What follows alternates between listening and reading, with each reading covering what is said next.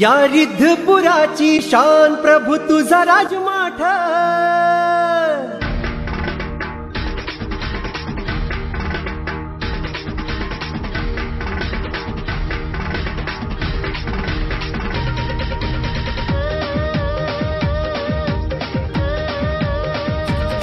या रिद्धपुराची शान प्रभू तुझा राजमाठ, या रिद्धपुराची शान प्रभू तुझा राजमाठ, आम्हा महानुभावाचा मान प्रभू तुझा राजमाठ, आम्हा महानुभावाचा मान प्रभू तुझा राजमाठ, या रिद्धपुराची शान प्रभू तुझा राजमाठ, या रिद्धपुराची शान प्रभू तुझा राजमाठ, आम्हा महानुभावाचा मान प्रभू तुझा राजमाठ, आम्हा महानुभावाचा मान प्रभू तुझा राजमाठ.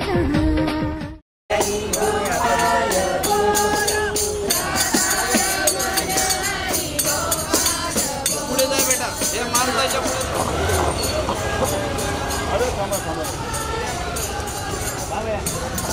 एक मिनिट बाबाजी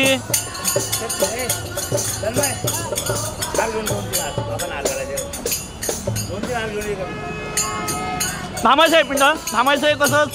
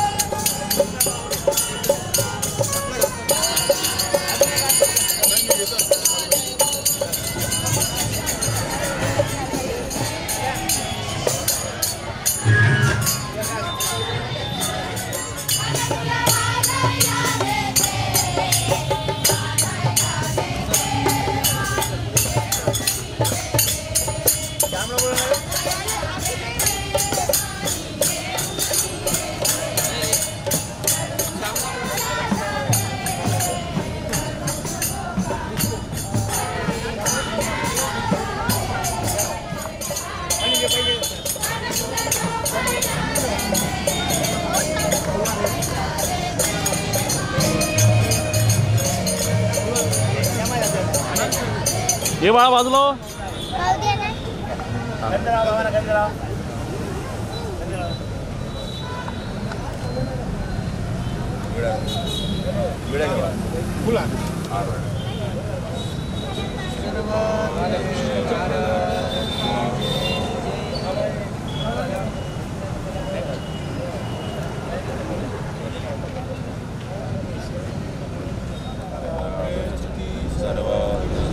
बाबा एकदा व्हिडिओ लागतो की बरोबर. ओके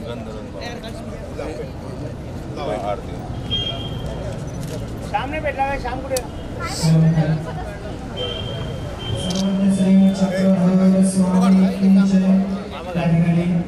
हा श्यामाला निघले ना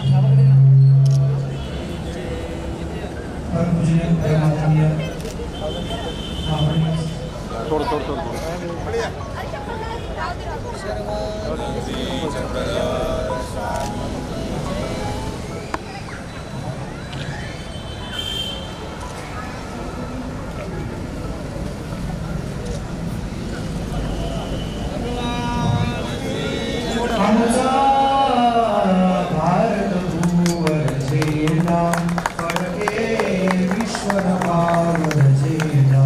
सनातन काळापासून खड़ा भारत भूवर झेंडा फडके विश्व नभावर झेंडा चक्र सुदर्शन हे त्याकरी दाखवी ज्ञान खुणेचा धडा आमुचा हिमाचल सेतूच्या अंतरी फडकतो डौलाने बहुपरी ऐका इतिहासाचा चौघडा आमुचा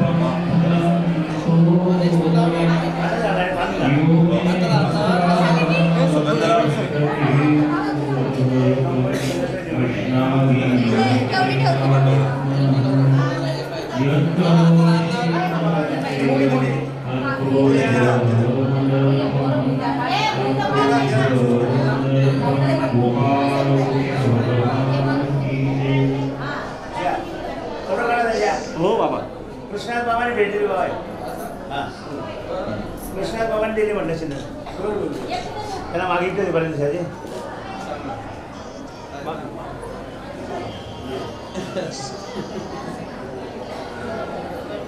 घ्या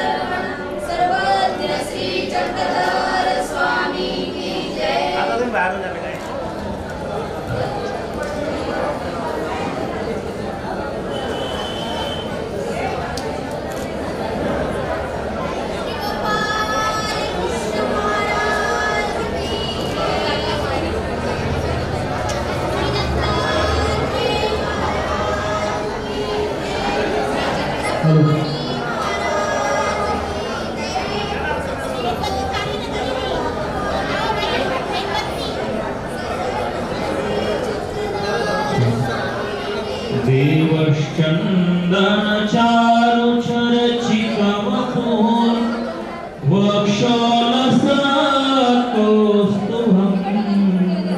कस्तूरीरचिका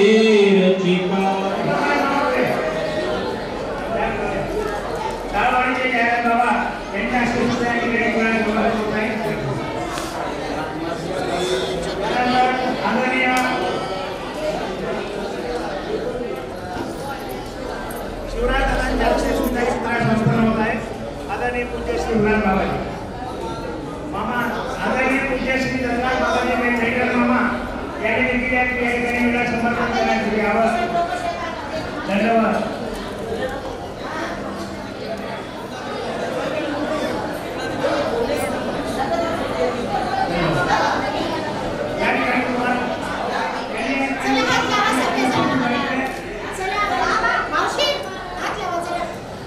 Thank you.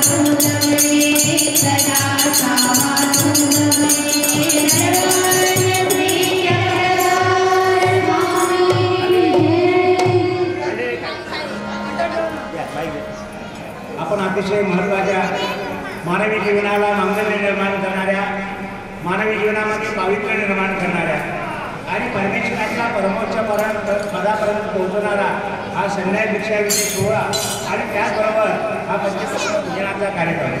परंतु आपण ज्ञानमार्गीची सगळी मंडळी आहोत, तर आपल्याला ज्ञानही मिळालं पाहिजे म्हणून आपल्या या ठिकाणी महान साहित्यिक, महानुभाव पंथाचे अतिशय अभ्यासक, ज्यांचं नाव संपूर्ण महानुभाव पंथाच्याच नव्हे तर भारतातल्या सर्व साहित्यिकांच्या शिरीजावर अतिशय सुवर्ण अक्षराने कोरलेलं आहे असे आपले आचार्य प्रवर बाबुळगावकर बाबा शास्त्री यांना मागच्या वर्षी महाराष्ट्र शासनाचा अतिशय मानाचा पुरस्कार प्राप्त झालेला आहे. आता देखील त्यांचं कार्य विविध प्रकारचे 25 ग्रंथ महानुभाव पंथाचे संशोधन केलेले आहे असे आचार्य बाबुळगावकर बाबा, त्यांना उद्या वेळ नव्हता. तसेच आचार्य श्री कृष्णनाथ बाबा, हे दोघे बाबा अतिशय व्यस्त आहे. उद्या त्यांचा कार्यक्रम पुण्याला आहे. आपण ते आज आपल्याकडे आले, आपल्याला त्यांचं मार्गदर्शन ऐकायचं आहे. त्याच्या कार्यक्रमासाठी आपण सर्वांनी उठावं आणि सभामंडपात चलावं आता. कारण तुम्ही लवकर जर गेला तर लवकर प्रवचन सुरू बाबांचं, कारण आणखी तुम्हाला भूक लागते ते भूक लागते लवकर मग, त्यामुळे उठा लवकर करा. धन्यवाद. धन्यवाद. चला सर्व कार्यक्रम संपन्न होत आहे आणि त्याचबरोबर या संपूर्ण कार्याचे कार्याध्यक्ष परमपूज्य परमादरणीय महंत श्री श्री गोपाल कृष्ण महाराज की जय.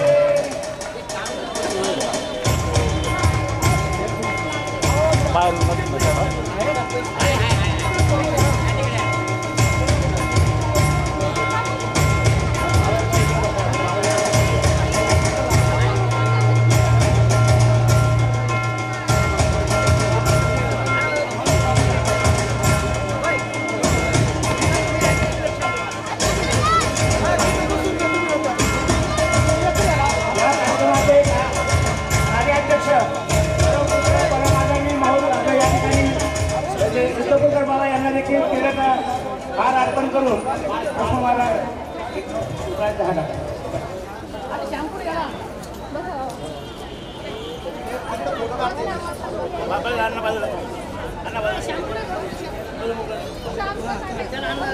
श्री गोपाल कृष्ण महाराज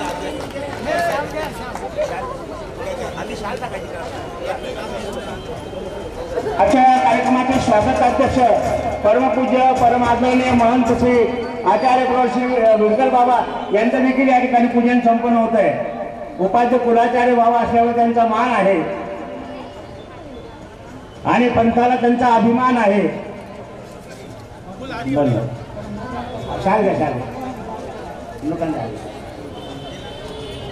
श्री गोपाल कृष्ण ज्यांचं या ठिकाणी अमृत वर्षी वाणीतनं ज्या ठिकाणी एक प्रवचन ऐकणार आहात असे महानुभाव पंथाचे थोर साहित्यिक, लेखक, कवी मनाचे आदरणीय श्री मोठा आज्ञा नाव मोठा आज्ञा बंद चालतं.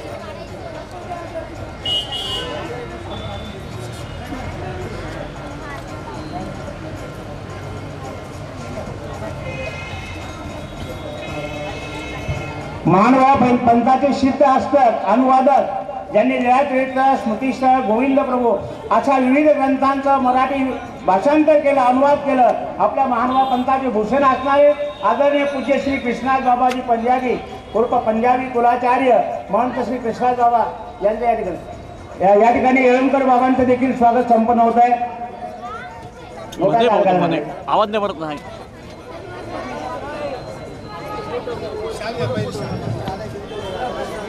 या ठिकाणी बाबांचं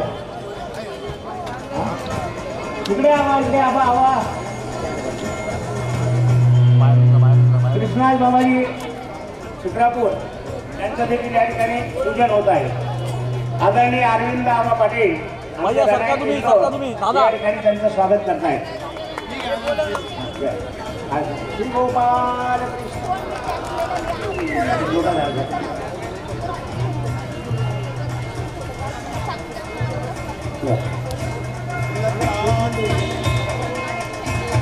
धन्यवाद.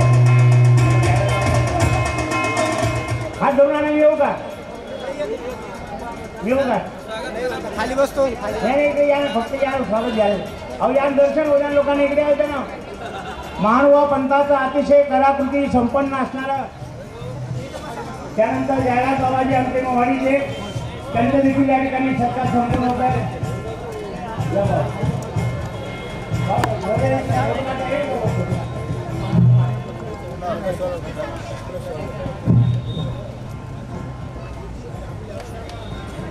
मामाकडे जात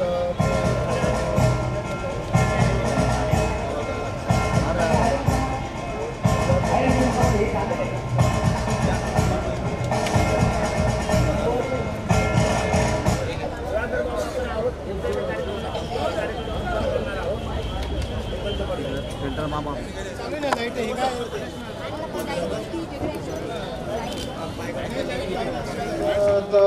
वज्र पंजरो हरताचा उदारो तो नमिन कृपेचा सागरो श्री सर्वेश्वरो तो नमिन कृपेचा सागरो श्री सर्वेश्वरो जी जी तैत जर अनुसरता तरी सृष्टीमध्ये नवरता साधने करुणी साध्य पावता तुझ्या स्वरूपी साधने करुणी साध्य पावता तुझ्या स्वरूपी सर्वज्ञ श्री चक्रधर स्वामी की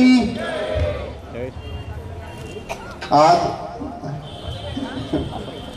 महाराष्ट्राचं लक्ष निकालाकडे आहे आणि इकडे बी निकाल लागणार आहे. आलं लक्षात? हे दोन विद्यार्थिनी आहे की नाही? कोणी कशाच्या मागं कोणी कशाच्या मागं, हे दोघं चौघं देवाच्या मागं. निकाल तर सगळ्यालाच माहीत झालाय बाबा. यांना सांग बरं. आहे म्हणून आज परमपूजनीय परम आदरणीय उपाध्याय अण्णा आचार्य प्रवर श्री धुळ्याचे बाबाजी यांनी वर्षानुवर्ष अनेक प्रकारचे कार्यक्रम या ठिकाणी बाबा संपन्न करत असतात. त्याचप्रमाणे यावर्षी बाबांनी मोठ्या आनंदाने उत्कर्षाने या ठिकाणी हा कार्यक्रम आयोजित केला आहे. आणि बाबांचं म्हणणं असं होतं की आम्ही तुम्हाला 10 वेळेस बोलवलं, तुम्ही एक वेळेस बी येत नाही. म्हटलं तर रागवले आहेत, ज्येष्ठ आहेत, काही तांत्रिक अडचणी, त्याच्यामुळे आज हा योग आपल्या सगळ्यांच्या दर्शनाचा योग बाबांच्या सहयोगाने या ठिकाणी लाभलेला आहे. तिकडे काही पाहू नका. आज दिवसभर ते चालू राहणार आहे. आणि म्हणून या ठिकाणी आज पंचावतार उपहार आणि उद्या संन्यास दीक्षाविधी हे 2 प्रकारचे अवसर या ठिकाणी संपन्न होणार आहेत. त्या आजच्या या सभेचे अध्यक्ष मुख्य प्रवचक परमपूजनीय परम आदरणीय आचार्य प्रवर, ज्यांनी संपूर्ण महाराष्ट्रभर नव्हे आपल्या संपूर्ण भारतभर कार्याध्यक्ष मावळ पीठाधीश आचार्य प्रवर श्री बाबाजी, त्याचप्रमाणे प्रमुख ज्यांचं व्याख्यान या ठिकाणी आयोजित केलं आहे तसेच कार्याध्यक्ष आणि ज्यांच्या मार्गदर्शनाखाली हा संपूर्ण कार्यक्रम चालू आहे ते परमपूजनीय परम आदरणीय उपाध्याय कुलाचार्य आचार्य प्रवर श्री बाबाजी, व्यासपीठावर उपस्थित असलेले परमपूजनीय परम आदरणीय आमचे स्नेही आचार्य प्रवर श्री जायराज बाबाजी मोहाडी, तसेच दुसरे जायराज बाबाजी साळवाडी, तसेच महंत चक्रपाली बाबाजी आणि फार लांबून शिक्रापूर इथून उपस्थित झालेले आहेत माझे परमस्नेही आचार्य प्रवर श्री कृष्णदास बाबाजी, आचार्य प्रवर श्री मामाजी, सर्व ज्येष्ठ श्रेष्ठ बंधू आणि भगिनींनो, संन्यास घेणे आपल्याला फार आनंद होतोय की मनीचा संन्यास आहे, श्यामचा संन्यास आहे, 2 मुलींचा संन्यास आहे. आनंद होतो की नाही? अरे तोंडाने सांगा ना. बाबा यांचा नंबर लावा सगळ्यांचा. म्हणजे आनंद होतो हे माहिती आहे पण घेता येत नाहीये. आलं लक्षात? आणि आमच्या देवाने तो घ्यायला शिकवलेला आहे. अलग लक्षात. आणि ह्यांची जी वृत्ती आहे ती त्यागात शांती अनंतरम, त्यागामध्ये शांती ही अंतर्भूत आहे. म्हणून त्यांनी हा त्यागाचा मार्ग स्वामींनी सांगितल्याप्रमाणे निवडलेला आहे. त्यांनी हे लौकिक पाहता जरी आपण बघितलं तर काही जे लोक म्हणतील वयभर काही कामाचं नाही आहे, कामातून गेले वाया गेले पोटे, या पोरी वाया गेले म्हणतात, मानभाव झाले आहे की नाही. आपल्याला ज्ञान नाही, माहिती नाही, म्हणून आपण किंवा ती वस्तू आपल्या उपयोगात येऊ शकत नाही म्हणून तिला आपण वाया गेली म्हणतो, उपयोगात नाही म्हणतो. असंच एक प्रसंग महादाईसांनी आपल्या स्वामींना विचारलं. जीजी म्हटले माझे नातेवाईक मला वाया गेले म्हणतात, वायबार म्हणतात, परंतु ज्यावेळेस माझे वडील म्हणतात की रुपये वाया गेले तेव्हा मात्र मला हे वाया गेले काय आहे याच्यापेक्षा माझ्या वडिलांनी मला असं म्हणावं याचं जशी दुःख आहे म्हटले. देव म्हणतात बाई ते काय जाणतात काय, जरी यांचे आई वडील संन्यासी नसतील किंवा बहीण भाऊ संन्यासी नसतील, परंतु यांच्या संयोगाने त्यांना काय प्राप्त होणार आहे त्यांना माहिती नाही आहे. म्हणून देव सांगतात की तुमच्या संयोगाने तुमच्या आई वडिलांना काय प्राप्त होणार आहे ते त्यांना माहिती नाही आहे, तुम्हाला सांगतो. परंतु जीजी म्हणतात, ते महादाईसा म्हणते की जीजी ते म्हणतात की वाया गेले. परमेश्वर सांगतात की बाई परमेश्वर धरलिया जीव काहीस्या वाया न वचे. हा जीव ज्यावेळेस त्यांनी परमेश्वराला धरलेला आहे, परमेश्वराची भक्तीत लागलेला आहे, त्यावेळेस हा जीव वाया जात नाही. कसा वाया जात नाही म्हणून आपल्याला या ठिकाणी एक दृष्टांत देऊन सांगणार आहे. कारण या ठिकाणी मुख्य प्रवाचक आहेत, कार्याध्यक्ष अध्यक्ष बाबा आहेत, सगळे माझ्यापेक्षा श्रेष्ठ विद्वान आहेत. परंतु हा थोडा दृष्टांत तुम्हाला माझ्या या ग्रस्त भगिनींसाठी सांगणार आहे आणि ग्रस्त मानवांसाठी सांगणार आहे. आपण हा दृष्टांत लक्षपूर्वक ऐकायचा आहे, सिद्धांत काय तो घ्यायचा आहे. म्हणे एका गावावरून संन्यासी साधू महात्मा चाललेला आहे आणि रिमझिम झिमझिम टिपटिप असं पाणी पडत आहे, त्याचे कपडे ओले झाले आणि मग तो आश्रय म्हणून एका ब्राह्मणाच्या घरी आश्रय घेतो. ते ब्राह्मण सुद्धा एकदम भावाडू आहेत, त्यांच्या घरामध्ये वास्तविक पात्राची स्थिती नाही आहे, परंतु त्यांनी आपल्या ह्या संस्कृतीप्रमाणे अतिथी देवो भव या संस्कृतीप्रमाणे त्यांनी आपल्या त्या आलेल्या साधकाला यथोचितपणे त्याची सेवा करून त्याला संतुष्ट केला आहे. पाय धुतले, कपडे बदलवायला दिले, बसायला घातलं आहे. तेवढ्यामध्ये घरचा धनी जो आहे तो आला आहे, त्याने गाय धुतली, दूध काढलं, बाईने खिचडी बनवली, राड्याची खिचडी, आणि त्या ब्राह्मणाला संन्यासाला जीव घातलं. तो झोपण्यासाठी त्याला मस्त बास टाकून दिली, त्यांच्याकडे जे काही असतील फाटके तुटके त्या वस्तू त्याच्यावर टाकलेली आहे. आणि दोघांनी सुद्धा झोपते वेळेस त्या आलेल्या संन्यासाचे पाय सवान केले, म्हणजे तेल तूप लावून पाय तोडले, त्याला गार झोप लागली.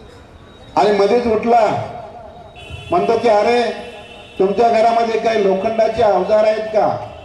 म्हणे हो, ते सर्व माझ्या बाजीखाली आणून ठेवा. बाजीखाली आणून ठेवले. आता सत्काराच्या घरात काय असणार आहे की नाही, पास, हिळा, तुतीर, कुऱ्हाड सगळं साहित्य आणून ठेवलं आहे. त्याच्याकडे परीस आहे, तो परीस त्यांनी त्या वस्तूला लावला आणि त्यांचं सोनं होऊन गेलेलं आहे. ते आपले पानपट्टीत उठले, सकाळी उठले 3 वाजता संन्यासी निघाले, रस्त्याला लागले. हा आपला उठला, याने आपले जे साहित्य घेतलं डोक्यावरती, शेतामध्ये काम करण्यासाठी गेला, तर प्रत्येक वस्तू याची निकामी झाली असायला वाटलेलं आहे. कारण ती वस्तू कामी येत नव्हती, लोखंडाची वस्तू राहिली नव्हती, ती सोन्याची झाली होती, पण याला कळालंच नाही आहे. हा म्हणून कंटाळला आणि विचार करू लागला की रात्री आपण ज्या महात्म्याच्या बाजेखाली हे साहित्य ठेवले होते त्या महात्म्याने काहीतरी कुजांतर केला. त्यावेळेस रागारागामध्ये ते सगळं साहित्य उचलतो, डोक्यावर घेऊन आपल्या अंगणामध्ये आल्यानंतर जोरात आपटतो आणि त्याच्या ब्राह्मणीला पत्नीला म्हणतो की पापिनी पापिनी कवनासी बिडार दिले, महात्मीने कुजांतर केले. ते पापिनीने म्हणजे त्या ब्राह्मणीचे शब्द ऐकल्याबरोबर ते म्हटले, ब्राह्मणाने कुजांतर, संन्यासाने कुजांतर हे कसं शक्य आहे? ते शक्यच नाहीये. तेव्हा ती बाहेर आलेली आहे शब्द ऐकून. बाहेर आल्यानंतर तिला समोर बघते, सूर्योदय झालेला आहे. त्या सोन्यावरची जी माती होती ती बाजूला झालेली आहे आणि त्या सूर्योदयाच्या प्रकाशामुळे ते सोनं चमचम चमकत आहे. आणि तिने काय केलंय, ते उचललं आणि आपल्या घरात घेऊन आली. अहो म्हटली, ऐकलं का? महात्मेने कुजांतर नाही केले, महात्मेने आपल्या दारिद्र्याच्या मुळी इळा घातला. संपूर्ण आपलं दारिद्र्य मुळापासून नष्ट करून टाकलं. आणि तुम्ही काय बोलतात उलट सुलट? वाया गेला माझा सोन्याचा देहाडा, वाया गेला माझ्या सोन्यासारखा दिवस वाया गेला. आणि म्हणून हे जे संन्यास घेत आहेत यांचं जीवन वाया नाही आहे. खऱ्या अर्थानं यांचं जीवन सार्थक आहे. आपलं जीवन वाया गेलेलं आहे, अर्ध तर संसारात गेलंय. आहे की नाही? राहिलं काय आपल्याकडे? थोडंफार राहिलेलं आहे. त्या वयात जर इकडं आलं तर आपल्याकडून सेवा होत नाही, शास्त्राचं मनन होत नाही, चिंतन होत नाही, काहीच होत नाही. म्हणजे खऱ्या अर्थाने यांचं जीवन जे आहे ते परमेश्वराच्या उपयोगी लागलं आहे. आणि म्हणून आमच्या देवाने महादायसाला सांगितलेलं आहे की बाई आम्हाला धरल्यानंतर म्हणजे परमेश्वर धरल्यानंतर हा जीव वाया जात नाही. या ठिकाणी हे चौघं दीक्षार्थी जे आहेत यांचा संन्यास धर्म परमेश्वर स्वीकारात घालो आणि त्यांना या संन्यास धर्मामध्ये संपूर्ण जे काही आपलं साधन आहे ते साधन प्राप्त हो अशी सदिच्छा व्यक्त करतो आणि थांबतो. धन्यवाद.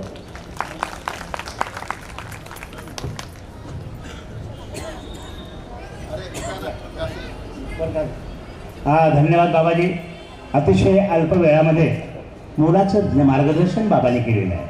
आणि यानंतर आपल्या सर्वांचेच सुपरिचित महानुभाव पंथाचे थोर अनुवादक लीळाचरित्र, गोविंद प्रभूचरित्र, त्याचबरोबर स्मृतीस्थळ अशा विविध ग्रंथांचं मराठी भाषिकांसाठी अभ्यासासाठी प्राचीन भाषेतनं अर्वाचीन भाषेतनं या ठिकाणी आजच्या भाषेमध्ये या ठिकाणी अनुवाद केलेला आहे.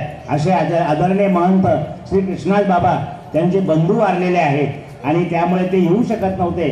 पण मनीषवर त्यांचं फार प्रेम आहे आणि मनीषने सांगितलं, बाबा तुम्ही आज का वेळेना थोडा वेळ या, कारण बाबुळगावकर बाबासुद्धा उद्याच्या दर्शनासाठी जाणार आहेत. आणि म्हणून करता आदरणीय पूज्य श्री कृष्णाज बाबा यांनी या ठिकाणी मनीषला शुभेच्छा द्या. दीक्षेच्या धन्यवाद. आदरणीय पूज्य पंजाब कुलाचार्य श्री कृष्णाज बाबाजी पंजाबी.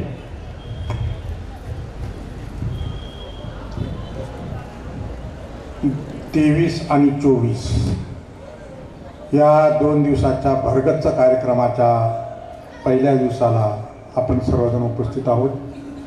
पंचावतार झालेला आहे आणि आपल्याला चिंतनीचे प्रणेते महंत श्री बाबुळगावकर बाबा यांचे विचार ऐकायचे आहेत.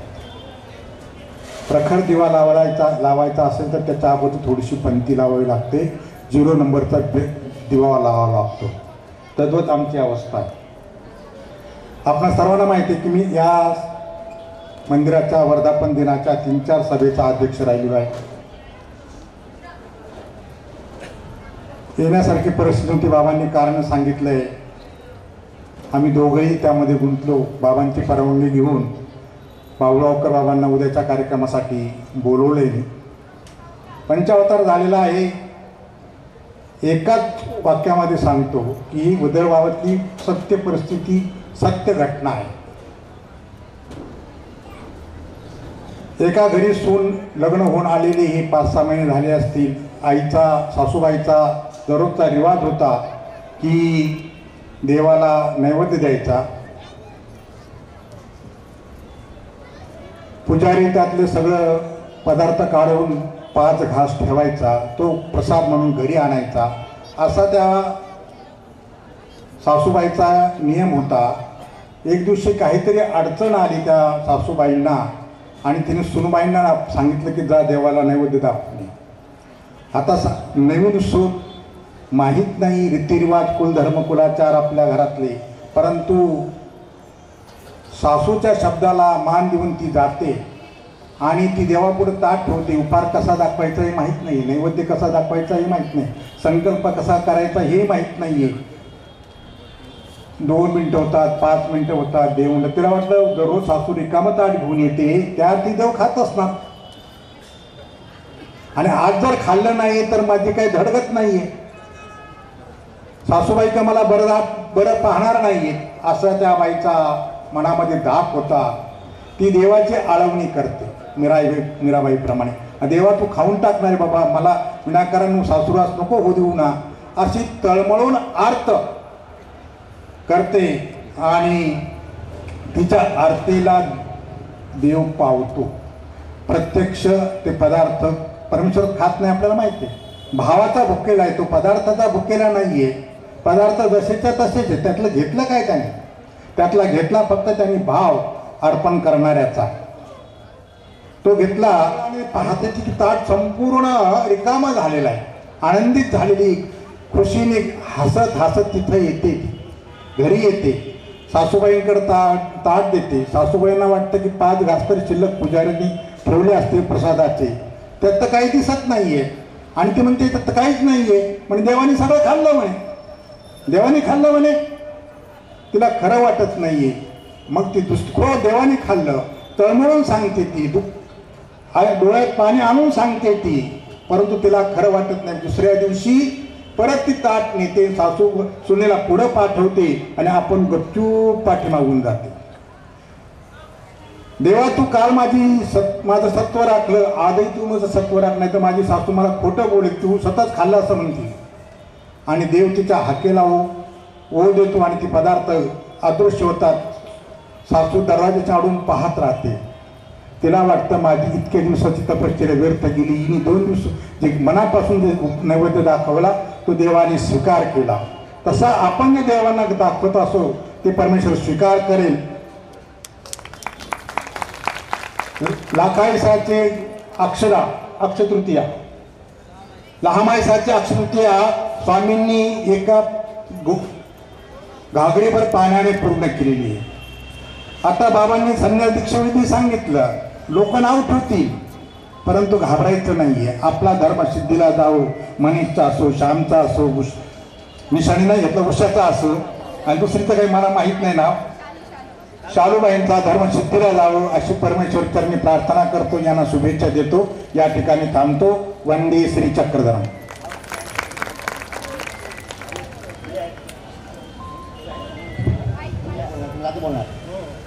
बाबा आता बोलणार थोडंसं उद्या, मग 2 मिनिटं असं मग ते उठल्या नाही लोक त्याबद्दल शुभेच्छा देऊ. माऊरचा आशीर्वाद दत्त बाबा.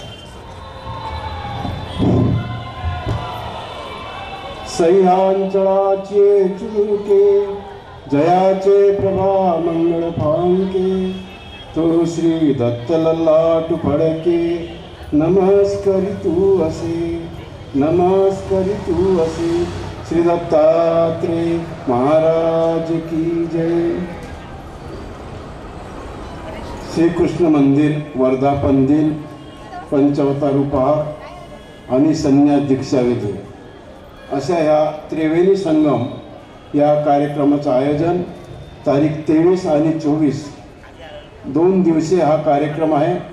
आज या ठिकाणी आजच्या कार्यक्रमाचे प्रमुख वक्ते परमपूजनीय आदरणीय श्रद्धेय आचार्य प्रवर चिंतनीचे जनक श्री बाबाजी, त्याचप्रमाणे या कार्यक्रमाच्या आजच्या धर्मसभेचे कार्याध्यक्ष उपाध्याय आमने परमपूजनीय आदरणीय श्रद्धेय आचार्य प्रवर श्री अजंटेचे बाबाजी, परमपूजनीय आदरणीय श्रद्धेय आचार्य प्रवर उपाध्याय कुलाचार्य श्री रणाईचे बाबाजी, परमपूजनीय आदरणीय श्रद्धेय श्री शिक्रापूरचे बाबाजी, या कार्यक्रमाचे आयोजक ज्यांच्यामुळे आपण सर्व एकत्रित आलेलो आहोत असे उपाध्याय आमदार श्री धुळ्याचे बाबाजी, त्याचप्रमाणे आंबेवडगावचे बाबाजी, जयराज बाबाजी, उपस्थित सर्व संतगण, तपस्वी माता भगिनी, या ठिकाणी आज शुभेच्छा द्यासाठी मी या ठिकाणी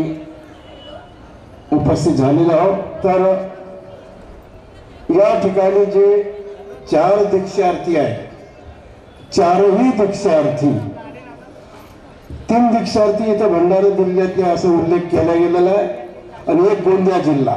गोंदिया सुद्धा पूर्वी भंडारा जिल्ह्यामध्येच होता. अलग लक्षात, भंडारा जिल्ह्यामध्येच होता. म्हणजे 4ही दीक्षार्थी हे भंडारा जिल्ह्याचेच आहे. भंडारा जिल्ह्याचा आणि आचार्य प्रवर श्री साळकर बाबांचा हा संबंध जवळपास 67-68 पासूनचा आहे.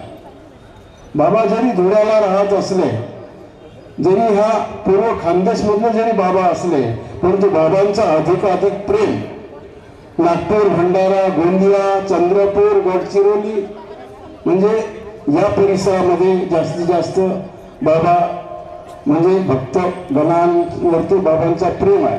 आणि 4ही दीक्षार्थी भंडारा जिल्ह्यातील आहे. तर भंडारा जिल्ह्याचा एक आगळा वेगळा असा तो महत्व, असा तो अनन्य संबंध आहे. हे 4ही दीक्षार्थी उद्याला 4घांनाही संन्यास दीक्षा होणार आहे. उद्याला पुन्हा जर संधी मिळाली तर उद्याला मार्गदर्शन करेल. पण तो आज फक्त शुभेच्छा पण या ठिकाणी मी माझ्या थोडक्यामध्ये म्हणजे वक्तव्य या ठिकाणी ठेवतोय. तर भंडारा जिल्ह्याबद्दल काय सांगायचं आपल्या सर्वांना माहितीच आहे. कारण साधनदादा प्रभू चक्रधर स्वामी भंडारा जिल्ह्यामध्ये गेले. त्या ठिकाणी न भंडारेकरांनी काही विचारलं नाही, न विचारता त्याला सांगितलं गेलं आणि न मागता त्याला मिळालेलं आहे. आणि म्हणून हे 4ही दीक्षार्थी खऱ्या अर्थाने भाग्यवान आहे. यांचा अनुग्रह उद्याला होणार आहे. यांचा संन्यास विधी हा साधनदाता प्रभू चक्रधर स्वामी शेवटात नेऊ अशा प्रकारची अपेक्षा करतो आणि इथेच सांगतो. सर्वज्ञ श्री चक्रधर स्वामी की जय. अरे बाईक मला इकडे तुम्ही आले पाहिजे.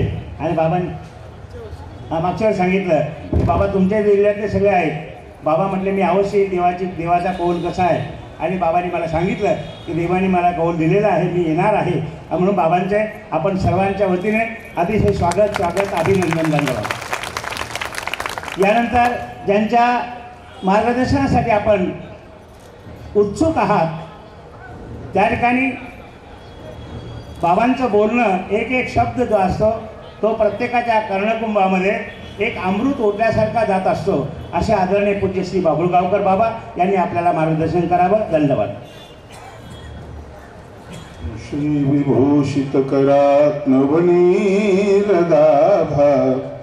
पीतंबर धरुण बिंब फलाधरुष्टात् पूर्णेन्दु सुंदर मुखात् अरविंद नेत्रात् कृष्णात् परं किमपि तत्त्वमहं न जाने. कृष्णात् परं किमपि तत्त्वमहं न जाने. हे गोविंद हे गोपाल हे दयानिधान. हे गोविंद हे गोपाल हे दयानिधान. म्हणा हे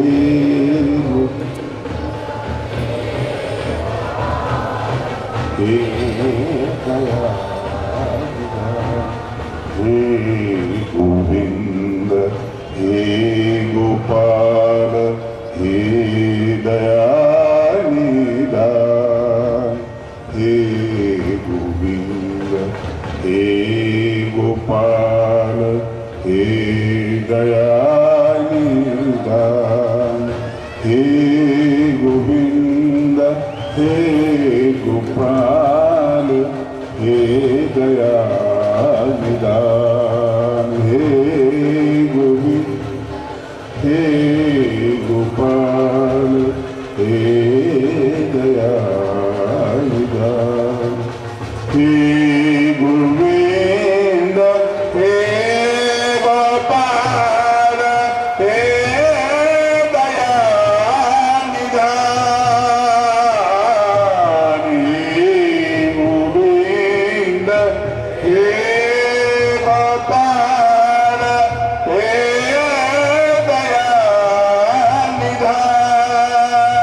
हे दयानिधान, हे गोविंद हे गोपाल, हे दयानिधान, हे गोविंद हे गोपाल, हे दयानिधान, हे दयानिधान. मंदिराचा वर्धापन संन्यास दीक्षा विधी, पंचावतार उपहार, विविध स्वरूपाचे हे रस या ठिकाणी एकत्रित झालेला आहे. हा नवरसासारखा असलेला हा कार्यक्रम आहे. रसाची गरज आहे माणसाला. नीरस जीवन सुरू होतं ना तेव्हा मग माणूस अस्वस्थ होतो, बेचैन होतो आणि अर्जुनाच्या जागेवर जाऊन उभा राहतो. मला राज्य नको म्हणतो, काही नको म्हणतो आणि अपेक्षाच मारून टाकतं हे जीवन, नीरस असलेले जीवन. म्हणून रसपूर्ण जीवनामध्ये एक मजा आहे.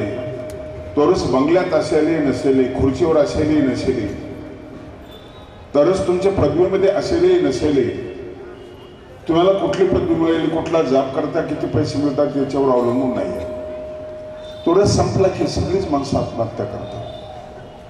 इन्स्पेक्टर आत्महत्या करतो, वकील आत्महत्या करतो, अभिनेता आत्महत्या करतो, भैरवजी महाराजांसारखा माणूस सगळ्यांना आत्महत्येपासून परावृत्त करताना नैराश्य येतं ते त्याचं. तर मला याचं 2 दिवस झोप नाही आली. याचं कारण 3 दिवसापूर्वी ते आणि मी एका व्यासपीठावर होतो. तेही बोलले होते, मीही बोललो होतो. अत्यंत तेजस्वी असलेला माणूस, त्या माणसाच्या जीवनातला रस संपतो आणि नीरस जीवन होतं. आई आई वाटत नाही, बाप बाप वाटत नाही, नातेवाईक नातेवाईक वाटत नाही, संपत्ती आपली वाटत नाही, आपलं कुणी नाही असं ज्यावेळेस वाटतं ना त्यावेळेस माणूस मरतो. रस माणसाच्या जीवनात पाहिजे. उसाचा रस संपला, उसातून काही निर्माण होत नाही. वाळून गेलं ना चिपाटा होतात, काही निर्माण होत नाही. त्याला किंमत तोपर्यंत असते कारखान्यामध्ये जोपर्यंत त्याला रस आहे. प्रत्येक गोष्टीमध्ये एक रस आहे, लक्षात ठेवा. पुन्हा निरसतेपासून रसतेकडे, रससिद्धीकडे कसं जायचं हा एक महत्वाचा उपदेश भगवंतांनी गीतेमध्ये केलाय, सूत्रपाठामध्ये उपदेश केलेला आहे. एक अन्य कवी असं म्हणतो की नवरसी भरवी सागरू, उचित रत्नांचे आगरू, भावार्थांचे गिरीवरून निफजवी माय. मोठ्या भावाला गुरुवर म्हणतो तो, गुरुवर. परत माय म्हणतो, मला अशी स्फूर्ती दे, मला नवरस निर्माण करायचं आहे. करुण रसाशी सुद्धा करायचं माणसाला. रडणं कुठं आवडतं का माणसाला? फार रडणंही आवडतं, रडणंही आवडतं. हरिश्चंद्राचं नाटक आहे, त्या नाटकामध्ये रोहिदास साप जाऊन मेलेला आहे. डोंबा घरी तो हा हरिश्चंद्र राहतोय, स्मशानाचं राखण करतोय आणि तारामती त्या बाळाला घेऊन स्मशानामध्ये जाते, स्मशानात जाते. बाळ बाळ, माझं बाळ, माझं बाळ कुठे गेलं? हातामध्ये घेते जाते. तिथं तो तिचा पती भेटतो की कडे राजा असलेला. तिथे रडते, नाथ बाळ गेलं हो आपलं. तो त्याच्या भूमिकेवर स्थिर असतो. मी तुझा पती म्हणून मला काही मागू नकोस, मी नौकर आहे. डोमा नावाचा महार आहे, त्याचा मी नौकर आहे. तुला कपड्याचे पैसे द्यावे लागतील, द्यावे लागतील. हा जो प्रसंग आहे करूनच निर्माण झाले, लोक रडायला लागले. आणि अशा वेळेला एखादा माणूस जर तिथं रंगमंचावर आला, तो जर म्हटलाय रडताय, वाईट वाटताय, थांबले कशाला, जाणं निघून, तुमचं उत्तर काय असेल? मजा वाटते. रडताना मजा वाटते, त्यातही एक रस आहे. अनेक दुःखांचं दर्शन त्याच्यामध्ये घडतं. जन्म मृत्यू, जरा व्याधी, दुःख, दोषानु दर्शन. मी तर म्हणतो मंदिरात जाण्याच्या अगोदर यांचं दर्शन घ्या. यांना बघा, जन्म जन्माचं दुःख, ती पराधीनता, ते कर्मभोग, किती त्रास होतो आईच्या त्या पोटामध्ये उबदार जागेमध्ये सगळ्या घाणीमध्ये तुम्ही जगताय आणि मृत्यूचं दुःख किती मोठं आहे. सगळ्यात भीती माणसाला मृत्यूची आहे. एका पंथाला नाही, एका धर्माला नाही, एका देशाला नाही, सगळ्यांना एकाच भीतीने भामावून टाकलेलं आहे, ते म्हणजे मृत्यू. मृत्यू याचं दर्शन आत्ता घ्या. म्हातारपणाची अवस्था तुम्हाला आत्ता समजायला लागली. तरुणपणामध्ये इतर म्हाताऱ्यांची अवस्था पाहताना काही खरं नाही हो. म्हातारपणाचं सगळ्यांनी सुटलेलं म्हातारा एकटाच फिरतो. वेळ झालाय म्हातारा. घरातल्या म्हणतात की मध्ये मध्ये काही बोलतात, त्रास पण टाकले घराला. किचन मध्ये येतात, तिकडे बडबड सारखी बडबड. म्हातारपणातला त्रास आहे कुठला. इथे म्हातारे असतील ना जास्त वयस्कर लोक, त्यांना लवकर ट्यूब भेटते असते. एखादा कारखानदार म्हातारा होतो, एखाद्याला दारिद्र्य. आमच्याकडे एक श्रीमंत माणूस होता, खूप श्रीमंत, अर्धा गाड्या पैसा गडगंज. 2 वर्षापूर्वी त्याला बिडी प्यायला पैसे नव्हते. रोडवर फिरायचा, दुसऱ्याने पेलेल्या बिड्याचे थोप काही ना ते थोप प्यायचा. माणूस टाकाऊ होतो.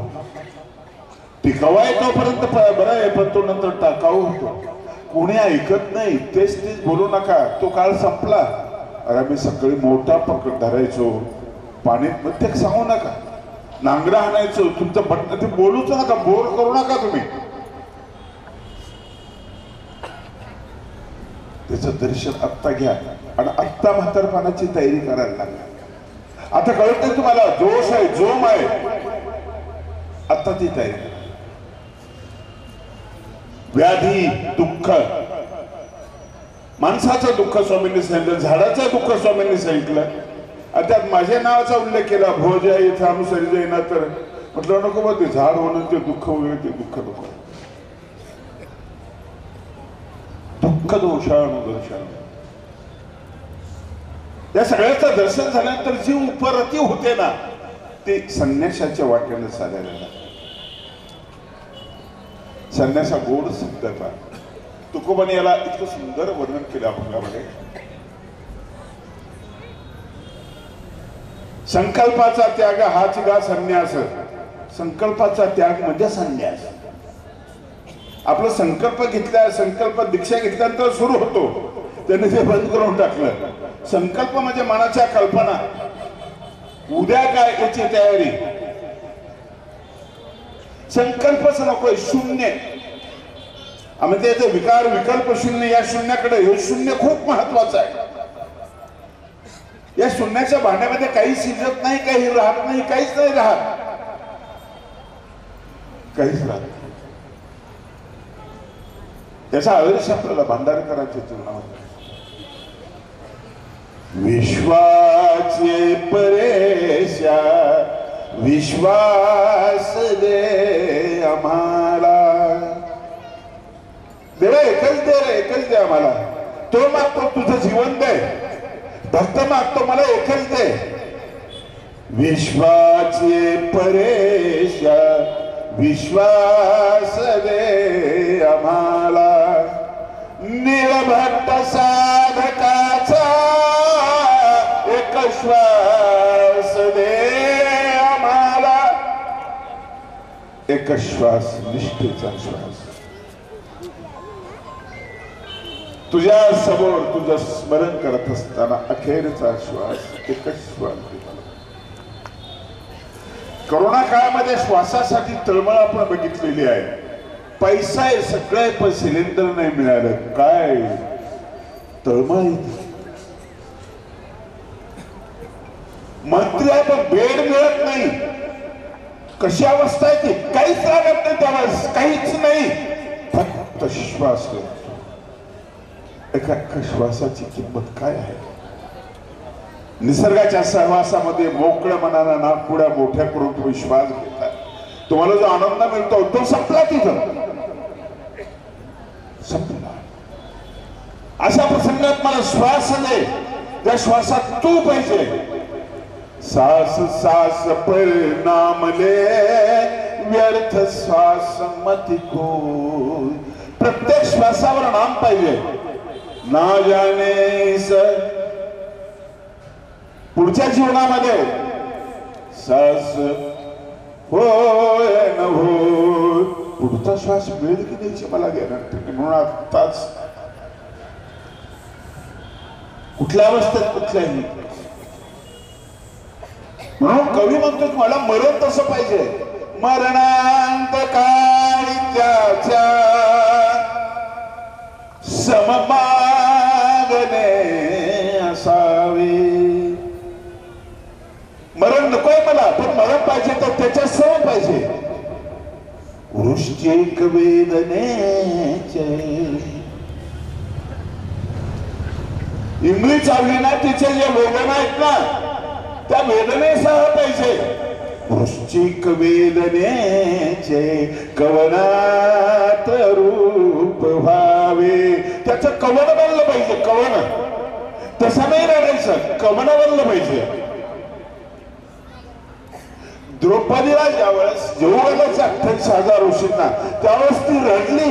सूर्यथाली बंद झाली, सूर्यास्त झाल्यावर रडली. करून स्वर निघाला. कुठे गुंतला द्वारकेच्या वेळ का सखया लावियला. कुठे गुंतलास, त्या वेदना विंचवाच्या आहेत ना, त्याची मला प्रार्थनेमध्ये बदल कर.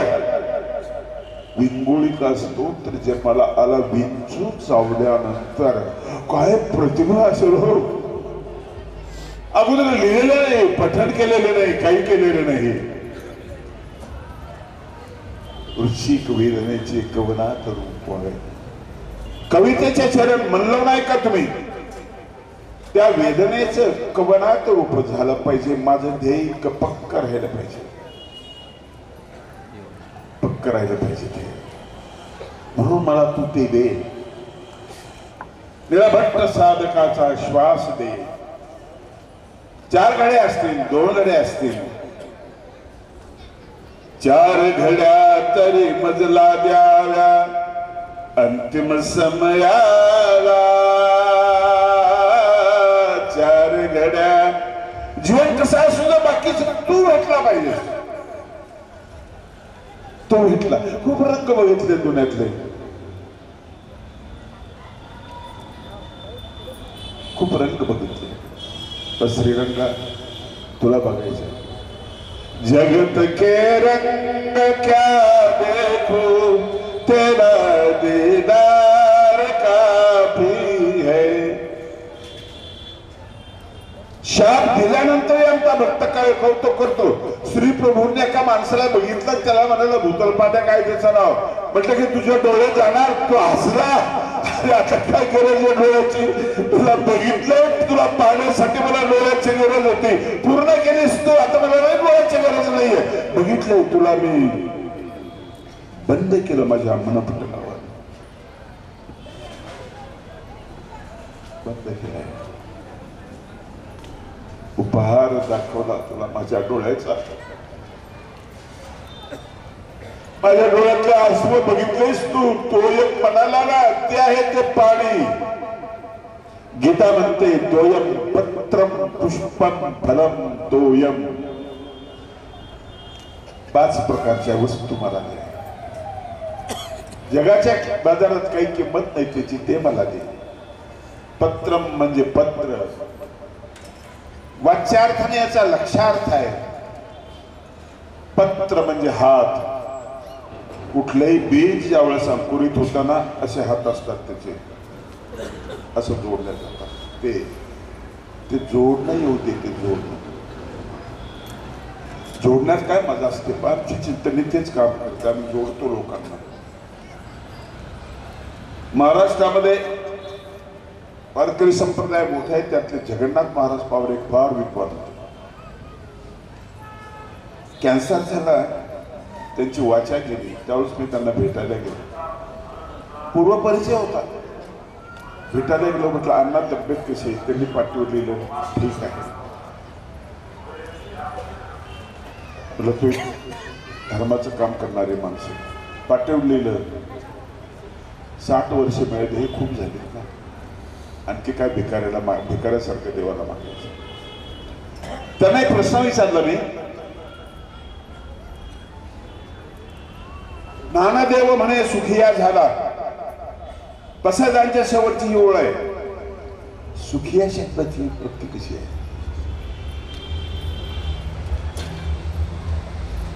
ते मला म्हणाले, चांगल्या शब्दाची चिरफाड करू नये. त्याची उत्पत्ती म्हणजे व्याख्या, त्याला तोडणं वगैरे मला शब्दांना तोडायला आवडत नाही. चांगल्या शब्दांना प्रेम किती असतो माणसाचं लक्षात ठेवा. माणसावर जेवढं प्रेम आहे तेवढं शब्दांवर प्रेम आहे. तुम्ही पायघड्या टाकताना, फुलं टाकताना, माझं वैयक्तिक मत, मी लादत नाही कोणावर, मला चालू वाटत नाही त्या पायघड्यावरच्या फुलावरून. किती नाजूक आहे ते, नाजूकाला पायाखाली आणावं का? किती सुगंध आहे ते, त्याला पायाखाली आणावं का? किती सुंदर आहे ते, सुंदर सुरगळायचं का आपण? त्यातलाच एक भाग मी हार गळ्यात घेत नाही. घालावा संतांच्या घरामध्ये संत सगळ्यात सुंदर आहेत, सगळ्यात कोमल आहेत, सगळं चांगलं आहे. म्हटलं ज्ञानेश्वरीच्या अगोदर हा शब्दच नाहीये, इतका गोड शब्द आहे. म्हटलं ज्ञानेश्वरीच्या अगोदर हा शब्द लीळाच्या नेत्रात आहे. तरी असं केलं बोलता येत कुठं आहे? मला अर्धानाचानी हा प्रसादे हा जन सुखिया होऊनी असे. तिथं तो शब्द आलेला आहे सुखिया. ज्ञानदेव म्हणे सुखिया झाला, अज्ञानाचे प्रसादे हा जन सुखिया होऊनी असे, अजन सुखिया होऊनी असे. मी असं म्हटल्याबरोबर त्यांचे 2 बोट त्यांनी जोडले. हा आहे सलोखा. आजही माझ्या डोळ्यासमोर त्यांचा तो हात दिसतो, ते बोट दिसतात. त्या बोटात दिसते एक मानव संप्रदाय, एक वारकरी संप्रदाय. एक शब्द दोन्ही शास्त्रामध्ये आहे. आणि मानव संप्रदायामधला हा शब्द जुना आहे. आणि ते तुमच्याकडे पण इतका चांगला शब्द, त्यांना आश्चर्य वाटलं आणि असे बोट जोडले. संप्रदाय जोडणं, माणसं जोडणं, जात जोडणं, सगळ्या गोष्टी त्याच्यामध्ये आल्या. हाताची कला, पत्रम म्हणजे हात. तुम्ही जे वाहता हाताने वाहताय. प्रेम करताय तुम्ही हाताने प्रेम करताय. उभारताय तुम्ही हाताने उभारताय. साळकर बाबा माझ्या गुरुकुल मधले मित्र आहे, तसे आमचे ते सोयरे पण आहेत, पण ते नातं जोडत नाही. गुरुकुल मध्ये ते फोटो जास्त काढायचे, त्यांना छंद होता कॅमेऱ्याचा. पण त्या फोटोमध्ये आताचे जे दृश्य आहे हे आलेलं नाहीये. तेही कल्पना करू शकले की इतकं सुंदर आश्रम, इतकं सुंदर मंदिर, एवढा चांगला सोहळा माझ्या जीवनात कधी होईल. त्या फोटोत नाहीये. तो कॅमेरा गेला असेल, सगळं गेलं असेल, पण तेच त्यांना चित्रित करू शकलेले नाही. पण नंतर साळकर बाबांची कूस बदलली, अनेक स्थानांचा जीर्णोद्धार केला, अनेक स्थानांचा जीर्णोद्धार केला. काही दिवस जालेजी देवाचं काम केलं. आणि एखाद्या शूरवीरासारखी जखम, शौर्याचं प्रतीक असलेलं त्याच्या डोळ्यामध्ये आपण पाहतोय. बोलके डोळे आहेत ते, बोलके डोळे. मी कोणाला दोष बोलायला नाही, तो अवयवाचा भाग आहे. पण हे कोणासाठी? कोणासाठी? ज्याला दृष्टी कमल म्हणतात, नयन कमल म्हणतात. हे पत्रम पुष्पम फलम. पुष्पम म्हणजे हृदय पुष्प, इतका साधा अर्थ नाही त्याचा. फुलं एवढा साधा अर्थ नाहीये. मला पुष्पान अर्पण कर, मला हृदय अर्पण कर. धामाईसा नावाची एक स्त्री आहे, स्वामींच्या जवळ बिमार आहे, पडून आहे. आणि तिची मुलगी भिक्षाला गेली. एवढा जायची, त्या दिवशी नाही गेली. स्वामी म्हणाले तू भिक्षाला नाही गेली आज? म्हटलं आई बिमार आहे प्रभू माझी. बर. स्वामी गेली, तिच्या जवळ गेले, डोक्याजवळ पाय ठेवले. तिने डोक्यावर नमस्कार केला.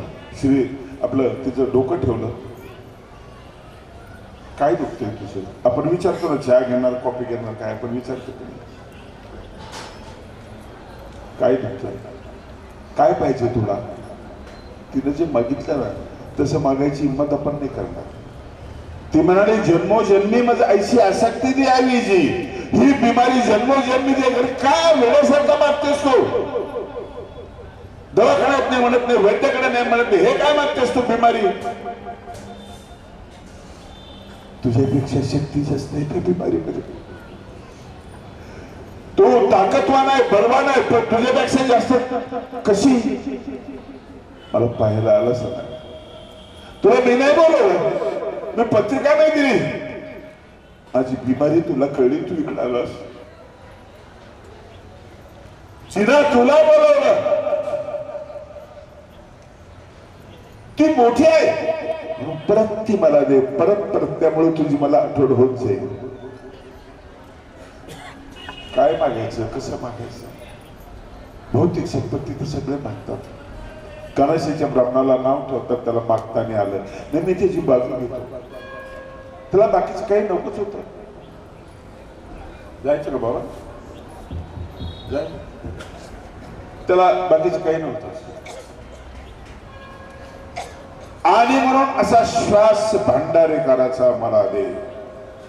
पत्रम म्हणजे हाताचं कर्तृत्व. द्रौपदीचं वस्त्र आलं झालं त्यावेळेस द्रौपदी वस्त्राला पकडत होती, तिचे हात असे पकडत होते. बरोबर होतं, ती इज्जतीने झाकत होती. यावर्षी पावसाळ्यामध्ये कोपरगाव जवळ नदी आहे, गंगा नदी, मोटर पंप काढण्यासाठी 3 सख्खे भाऊ आले. पाण्यात बुडून काढावं लागतो, त्यातला एक वाहून गेला. आणि एक अडाणी स्त्री काठावर उभी आहे आणि ती स्त्री आपलं लुगडं फेडते. तिकडे द्रौपदी लुगडं आवडते, तिच्याही बरोबर आहे. ही लुगडं फेडते, लुगडं फेडून मोकळं होते, पूर्ण लुगडं फेडते. एक तर वाहून गेलेला असतो, 2 भावांनी ते पकडलं आणि त्यांना ते काठावर आणते. त्यावेळेस मी उभा राहतो आणि कृष्णाला प्रश्न विचारतो, कृष्ण द्रौपदीला मदत केलीस हे चांगलं केलं, पण आमच्या अडाणी स्त्रीने 2 भावांना मदत केली आणि त्यांना वाचवलं. मला नेहमी श्रेष्ठ, मी तुलना नाही करणार, द्रौपदीच्या बरोबर तुलना नाही करणार. पण ह्या अडाणी बाईने काय दिलंय? इज्जतीचं आवरण दिलेलं आहे.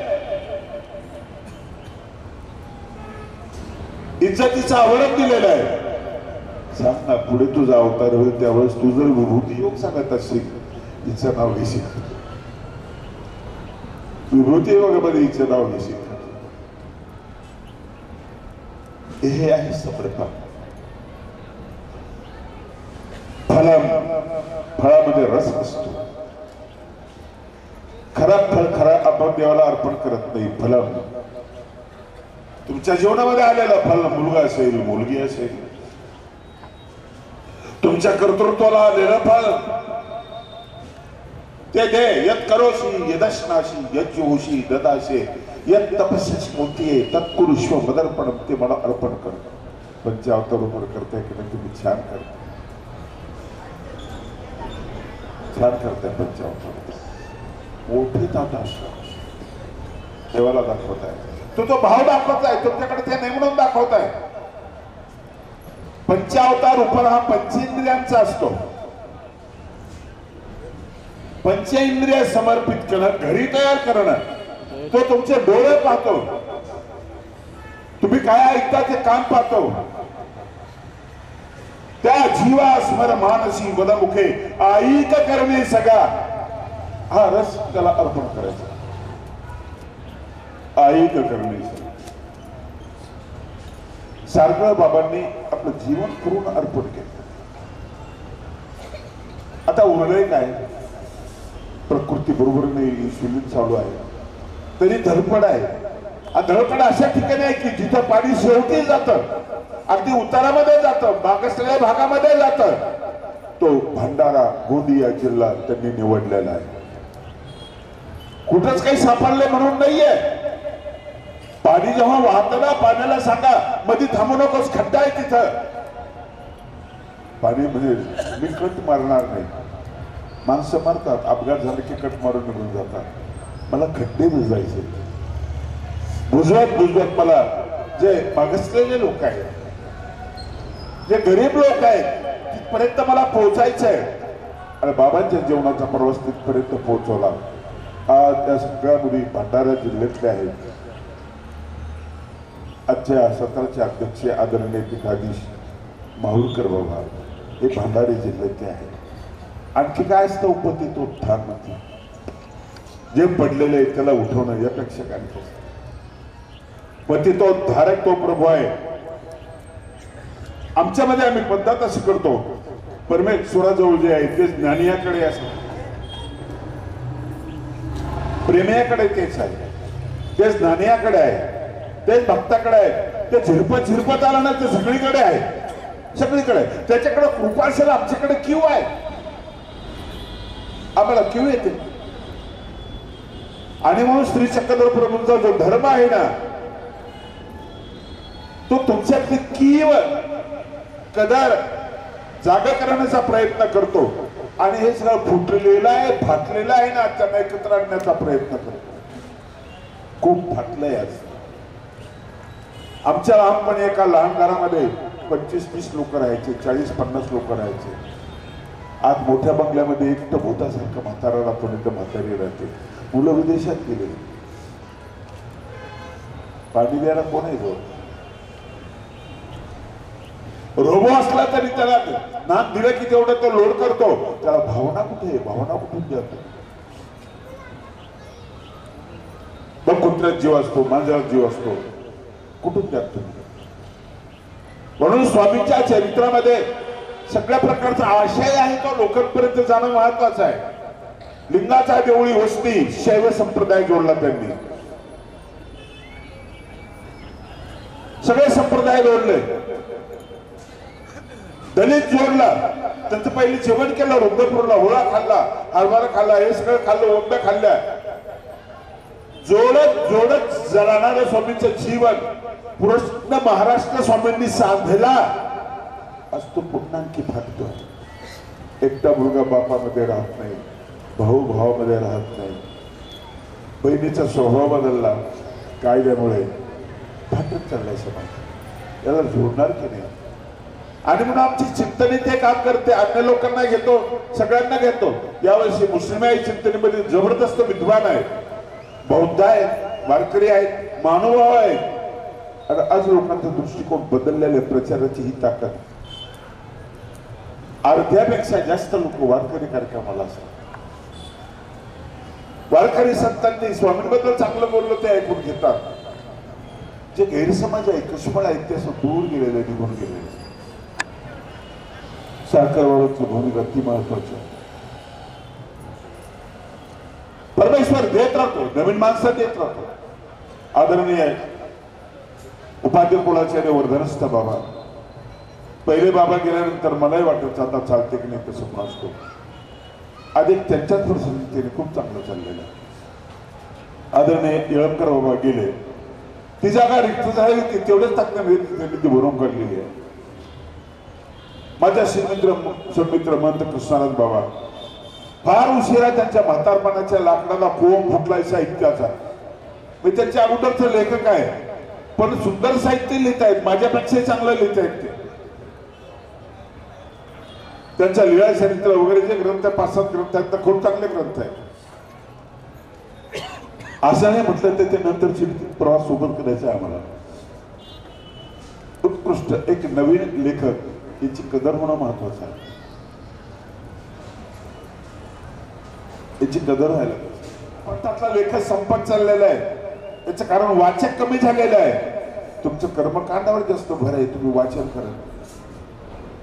मोबाईलमुळे तुमचं वाचन संपलेलं आहे. त्यांचे ग्रंथ वाचा, अभूतपूर्व अशा प्रकारचे ग्रंथ आहेत. आदरणीय उपाध्याय रुद्रपूरकर बाबा आमच्यापेक्षा बुद्धिमान आणि कल्पक असलेले व्यक्तिमत्व आहे. एवढे करून ते त्या मंडपामध्ये होते, त्यांनी माझा असं हात खुणवलं, मी त्यांच्याकडे कान केला. तो म्हातारा किती खुश आहे पाहणे. खुश लोकांना पाण्याची दृष्टी ज्या माणसाची आहे तो माणूस किती आनंदी असेल. त्याने बाकीच काही बघितलं नाही. ते उपाध्याय ताटे कसं आहे, ते स्पीकर कसं आहे, ते भजन कसं चाललं हे काही बघितलेलं नाहीये. खुश माणूस बघितला. त्यांनी मला दाखवला तो मी बघितला आणि मला हे आनंद वाटला. या आनंदाचे आपण सगळे प्रवासी आहोत. वर्धन स्थगिडकर बाबांचं हे महत्वाचं काम आहे. आदरणीय जायराज बाबा, पहिल्या बाबांचा जो स्वभाव मला खूप आवडायचा. त्यांचं शेवटचं स्मरण मी ऐकलं. अण्णाने पोटामध्ये पाणी काय, श्री चांगदेव राहू, श्री चांगदेव राहू. इतकं सुंदर गोड नाव आहे. त्यावेळेस माझ्या डोक्यात कल्पना आली आणि एक लीळा मी त्या ठिकाणी थोडासा बदल केला. बालादाग्या ज्यावेळेस बिल्लम मठाकडे जातो आणि स्वामींना विचारतो कोणी इथं चांगदेवराव आलेत काय, त्यावेळेस स्वामी खोटं बोलतात. पहिल्यांदाच खोटं बोलले, पण खूप छान खोटं बोलले. गुजरातीमध्ये बोलले हे मला जास्त आवडलं. मराठी बदनाम नाही केली त्यांनी, गुजरातीमध्ये बोलले. तुमचा चांगदेवराव भिंगदेवराव मला नाही आवडत म्हटलं. मला माहिती नाही म्हटलं चांगदेवराव भिंगदेवराव. मी एकदम ठेक असलो स्वामींवर कोणाच नव्हतो. माझ्या चांगदेवाला बांगदेव का म्हणतो असतो, त्या नावाची मोडतोड का करतो असतो. असं मी जर भांडत असेल तर तुम्ही कोणाच्या बाजून व्हा, स्वामींच्या बाजून व्हा का माझ्या बाजून होणार. संकोच बाळगू नका. कोणाच्या बाजून, स्वामीच्या बाजूने होणारी चूक आहे बाबा. कारण मी स्वामींची बाजू घेऊन बोलतोय. स्वामींचं नाव भागदेव नाहीये. तू त्या नावाची चेष्टा का लावली सांग. हे नाव आम्हाला सांभाळणार आहे चांगदेव. नामाचे 10 ठाये, त्याच्यामध्ये 10 ठाये येणार आहेत. श्री चांगदेव बाबा म्हणत होते. कुठं काय पुरं सांगतोय बाबा म्हणायचे. लीळेचा अंदाज काढतोय तो. लीळेतल्या खाचा लक्षात येतात. त्याच्या जे संधी आहेत ना ते संधी शोधणं मी माझ्या पद्धतीने शोधतो. एक ठिकाणी मी एक वेगळी सेवा सांगितली. कुठल्या किल्ल्याला तो सांगितलं. म्हटलं आमच्या सभावर आता खूप सभा व्हायला लागल्या, प्रवचन व्याख्यान वगैरे खूप व्हायला लागले, सप्त व्हायला लागले. म्हटलं अवताराच्या डोक्यात एक दिवस आले की आपणही असं काहीतरी करू. म्हाताऱ्याला वाटतं की नाही पोरगी खेळता आपण खेळून पाहू. तुम्ही कधी हातात बॅट घेत असते. म्हणजे आपण एक सभा घेऊ. सभा घेतली. 5 अवतार. अध्यक्ष केलं दत्तात्रय महाराजांना, तुमच्या बाबांना अध्यक्ष केलं तर बाबा. पहिला वक्ता म्हणजे स्वामी. स्वामीने आपला मनोगत प्रयत्न केला, खूप प्रयत्न केला, उद्धाराचं काम केलं. बुवा तेच मला व्यसन होतं. पण काही आणू शकतात, काही नमू शकतात, तर त्रास होता थोडासा. खूप मेहनत घेतलं. पायी चाललो, कुठेही गेलो, हळूपाळी गेलो, चटणी भाकर जे असेल ते खाल्लं, पण सांगत राहिलो. कुठेही सांगतो, चालताना निरूपण करत राहिलो. स्मशान तयार करून त्याचंही निरूपण करत राहिलो. खूप खूप सांगितलं, पण तेवढं काही समाधान वाटलं नाही बा मला. ते लोक ऐकतच नाही. म्हटलं किती तुम्ही एवढं बसून सांगतो मी असं कसं मुलगा ऐकतच नाही लोक. थोडंसा पश्चात आला. चक्रवाणी महाराज होते. त्याने सांगितलं की 52 पुरुषांना विद्या दिलेत नाही. मी वेदाची बाजू घेतली आणि वेदांचा सिद्धांत मान्य केला. जैनांनी हल्ला केला त्यावेळेस.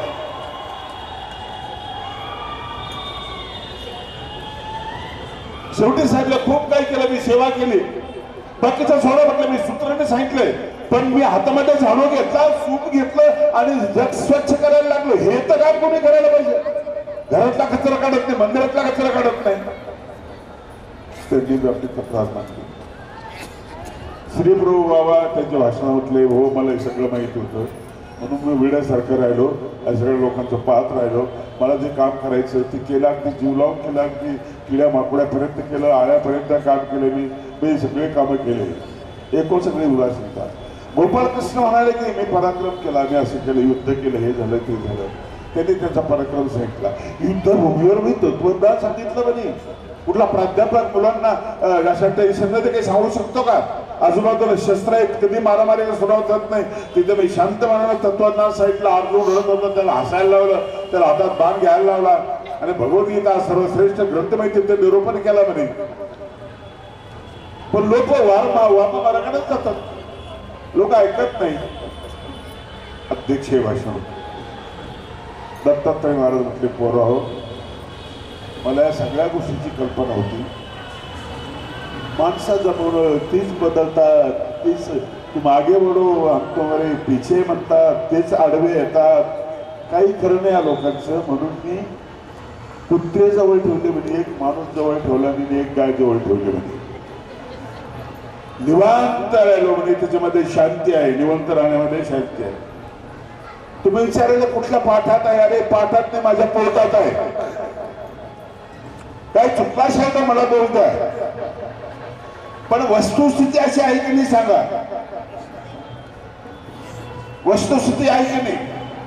म्हणून अनुसरण शब्द जो आहे तो इतका गोड शब्द आहे. ग्रंथातलं प्रमाण घेतो, ते एक वटुनी जिये क्षणी अनुसरलेला माझे वाहनी, तेव्हाची तयाची चिंतवणी मदची पडली. एक वटुनी जिये क्षणी सगळे इंद्रिय, मन, तन, धन हे सगळं एक वटुनीचा गोफ तयार करा. ज्या क्षणाला एक होईल तो क्षण सगळ्यात महत्वाचा क्षण आहे. वारकरी संप्रदायामध्ये त्या क्षणाचा उल्लेख केलेला आहे. देवाची द्वारी उभा क्षणभरे देवाची. पण भंडाराचं स्थान करत असताना मला थोडा बदल करावा वाटला. भक्ताची द्वारी देव उभा. भक्ताच्या दारामध्ये जो उभा आहे तिथे बसला नाही, तिथे जेवला नाही, काय नाही, उभा होता, उभाच निघाला. आणि जीवनमुक्ताचं लक्षण शोधणारा भांडार आहे का? काही बघितलं नाही. ते लक्षण गणतापेक्षा स्वामींच्या चेहऱ्यावर बघितलं. अलौकिक सौंदर्य जीवनमुक्त तो निघाला, स्वामींच्या सोबत निघाला. एक वटन, एक वटन याला म्हणतात. जे करताय ते मन लावून करा, मन लावून करा. उद्याचा माझा विषय वेगळा होता. आता 2-3 विषय ठिकाणी आलेला आहे. पंचावताराचं पूजन परत मी असं सांगेन. समर्थ हो धर्म माचरे, कृष्णाची पूजा सामर्थ्याने करा. सामर्थ्य नसलं की तो तुम्हाला हिजाडा म्हणतो, गीतेमध्ये म्हणतो एकदम मास्कदम पार्थ. हिम्मत मजबूत गोष्ट आहे. कृष्णाचं पूजन सामर्थ्याने करा. तुमच्यामध्ये सामर्थ्य निर्माण करा. त्या सामर्थ्याने चांगलं काम करा. तो उपहार तो देतो. स्वामींचं पूजन जे आहे ते ज्ञानाने करा. ज्ञान आत्मसात करा. त्या ज्ञानाचा प्रचार करा. हे स्वामींचं पूजन आहे. श्री प्रभूंचं पूजन प्रमतेने करा, प्रेमाने करा.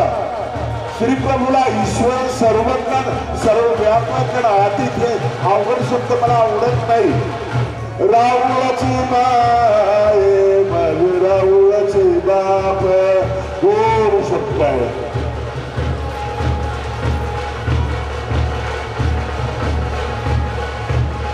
अतिशय गोड शब्द आहे. माझ्या देवाच्या देवाने नाही सांगल शास्त्र. तरी शब्द सांगितलेले नाही, शास्त्राने सांगितले. सागे जीवनाच्या गोठे देव देवाचा मास्तर. अरे चक्रधर नावाच्या मास्तरला त्यांनी जीवनातल्या गोष्टी सांगितल्या आणि त्या कृतीतून सांगितल्या. ममता माया हा उपहार झाला पाहिजे. हा त्याला उपहार, एकांताचा उपहार करून स्मरण करा. दत्तात्रय महाराजांचा उपहार आहे. वेगवेगळ्या अवतारांना अपेक्षित असलेल्या ह्या गोष्टी आहेत. तुम्ही जगताय हे जीवन मला द्या, एक तरी जन्म मला द्या, असा जन्म मला द्या. देव मागतोय. बदलत्या काळाप्रमाणे काही पद्धती बदलत असते, शांतही करते.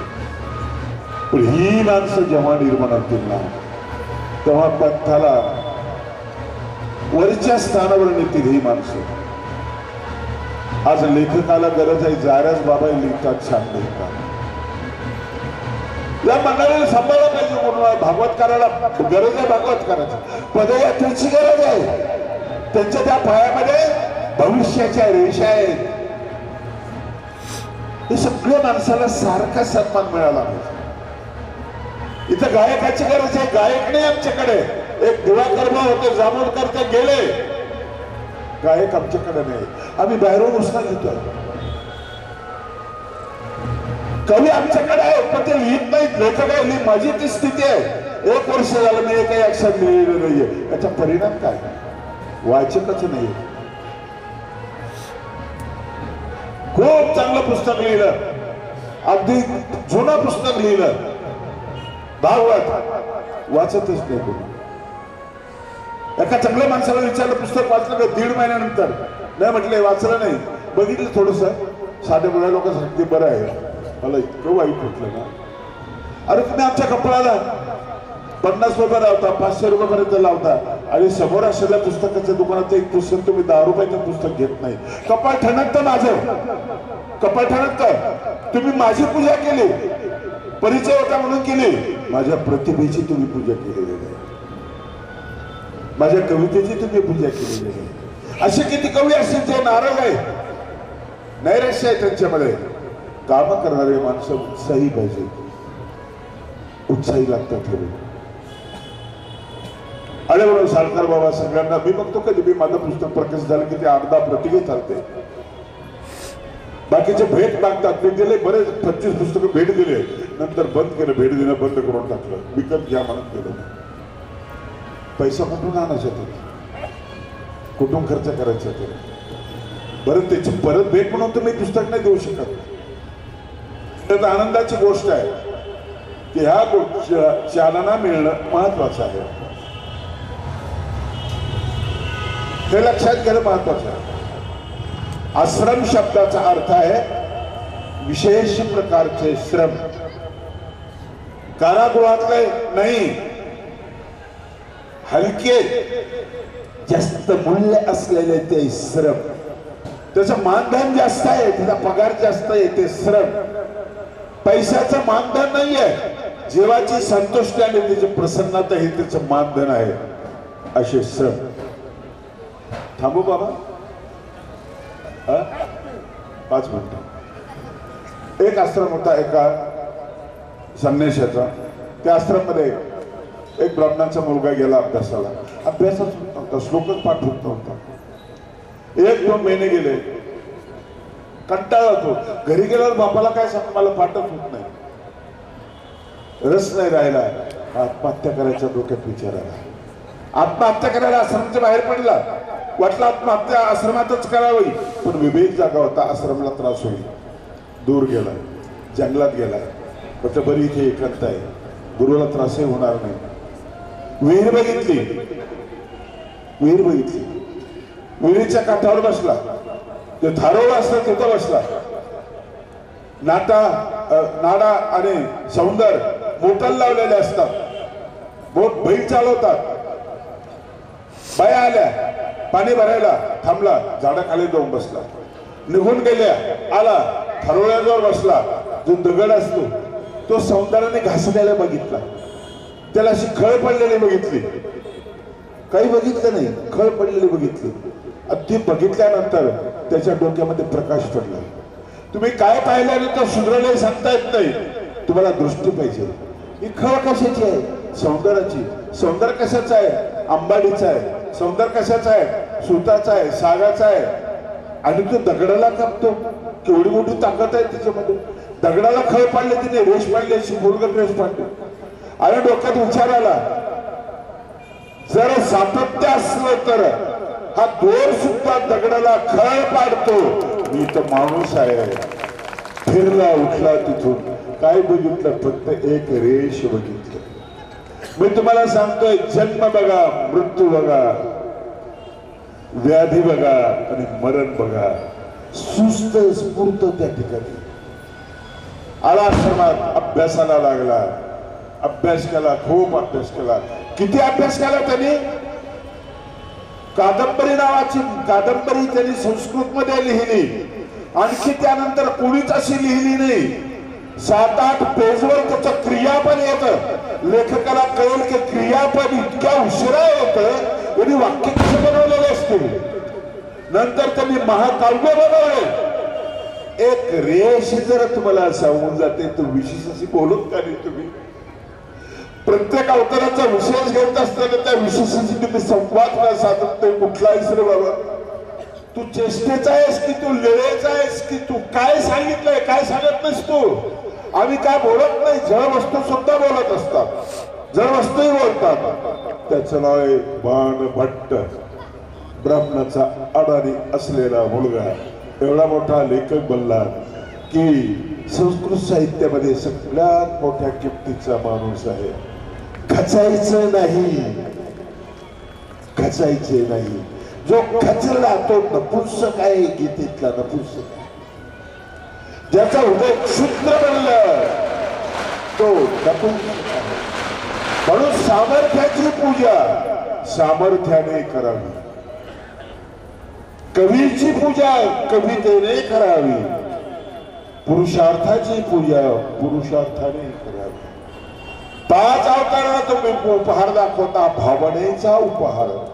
एका भावनेमध्ये सामर्थ्य आहे, एकात प्रेम आहे, एकात ज्ञान आहे, एकात सामर्थ्य आहे आणि एकामध्ये एकांत आहे, जीवनमुक्त आहे. हा उपहार आजच्या दृष्टी वेगळ्या अंगाने मी तुम्हाला सांगितलेला आहे. हा वाया जात नाही, जात नाही हा वाया. दारिद्र्याच्या मुळाशी घाव घालायचं बाबांनी सांगितलं, डॉक्टर बाबांनी. हे मूळ महत्वाचे आहे सगळ्यात. अहंतेचे मूळ सकंदी उपडावे. अहंतेचेच नाही, ममतेचे, नात्याचे, मैत्रीचे. मुळाशी जा. तुम्हाला मुळात गेल्यानंतर तुम्हाला कळेल. मुळाशी कावळ्यानं घर बांधलं झाडावर, जंगलात मोठं झाड. कावळी व्याली, मुंगी गेली घर बांधून काम चालू असताना. मुंगी कावळ्याला म्हणते, कावळे दादा मला थोडंसं बोय गावस. मोठे माणसं काम करतला आणि बोलायचं नसतं. मुंगी निघून गेली. काही दिवसानंतर ते कावळी मिळाली, अंडे झाले. वादळ आलं, प्रचंड पाऊस आला, वादळ झाड उन्मळून पडलं, ते अंडे फुटले, पिल्ले मेले. कावळा उदास झाला, एका दुसऱ्या झाडावर जाऊन बसला. मुंगी आली, कावळे दादा त्यावेळेस मला बोल, आता बिरकाम आहे, काय सांग. मुळाशी जात जा, मुळाशी. हे माणसं मुळाशी जात नाही. पोरगी चांगली दिसली केली, रेशमी जुल्फी, शरबती आंखें, लग्न झाल्यानंतर काही दिवस मग जन्म जन्म का साथ है तुम्हारा हमारा, काही खरं नसतं. नंतर घटस्फोट, मग ते कटकटी, जाळणं पोळणं सगळं सगळं तुम्ही वरवरचं बघितलंय. अरे कावळे तसंच, माणसंच तसं. तुम्हाला घरच बांधता येत नाही. बांधायचं असेल तर साळेचं आहे का? कावळ्याला कुठं घर बांधता येतं? कावळ्या कानू की डोळा नाही बांधता येत. कावळे दादा आम्ही मुळापर्यंत. तुम्हाला वरून सांगलं की काय वाईट तुमचे गैरसमज होतात. सोयऱ्याचे असेल गैरसमज, सगळ्यांचे गैरसमज. आम्ही मुळाशी गेलो होतो आणि बघितलं होतं की तिचे मुळं सडायला लागलेत. म्हणून मी तुला सांगायला आलते, तिचे मुळं सडायला लागले, त्याच्यावर घर बांधू नकोस. दारिद्र्याच्या मुळाशी घाव मूळ महत्वाचा. अज्ञान मूळ संसार ते ज्ञाने निवर्तविती. मूळ महत्वाचं. मुळापर्यंत जाण्याचं काम विवेक करत असतो, माहिती करत नाही, विवेक करत असतो. आणि त्या संसाराचं मूळ छेदण्याचं काम अधश्चोर्धम प्रसृतास्तस्य शाखा, ते तोडायचं काम 4 मुली करतायत. आमचा मनीषाही करतोय. दोन्ही पोरं चांगले. हे सगळे भंडाऱ्याचे हे सगळे रत्न आहे. तिथं कोळशातून रत्न जन्माला येते म्हणतात ना. भंडारेकर कोळशाच्या खदानी आहेत, त्यातले हे रत्न इकडे आलेले आहेत. त्यांना मी शुभेच्छा देतो आणि माझे 2 शब्द संपवतो. तुम्हाला क्षमा मागतो. जायचं आहे आम्हाला शिक्रापूरच्या बाबांनी. आदरणीय पूज्य बाबांनी अतिशय आपल्याला गोड मार्गदर्शन केलेलं आहे. आपल्या जीवनाचं उपयोगी असणारं शब्दानं शब्द आपण आपल्या अंतःकरणात साठवायचा आहे. यानंतर मनीष या पोरांकडे यावं, त्यांना फोटो काढायचा आहे बाबांसमोर बसायचं. सर्व संत मंडळी या. मनीष निशा या ना पटकन निशा. बाबूगावकर बाबांनी अतिशय गोड अशा प्रकारचं आपल्याला मार्गदर्शन केलेलं आहे. याच्यानंतर आभार प्रदर्शनाचा कार्यक्रम होईल, पण त्याच्या अगोदर आमच्या शिष्य चंद्रपूरहून आलेले आहेत, त्या शिक्षिका आहेत आसोले मॅडम, हे सर्व संतांचं पूजन करतात.